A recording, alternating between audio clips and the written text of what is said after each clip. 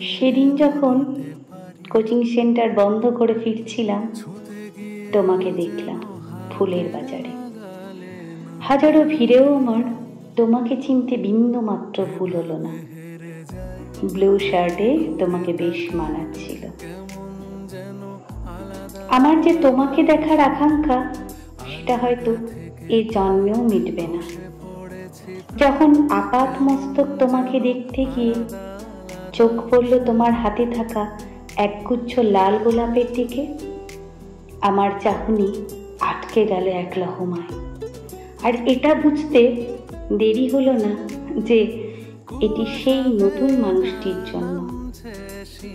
তোমার এক আত্মীয়ের মুখে শুনেছিলাম তোমার জীবনে নতুন মানুষের আগমনের কথা, আর এই ব্যথার উপশম আমার জানা ছিল না।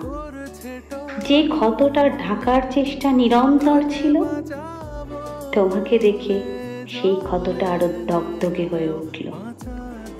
পাছে তুমি আমাকে দেখো, নিজেকে আড়াল করলাম। আর মনের মধ্যে কিছু প্রশ্ন উথাল পাথাল করছিল।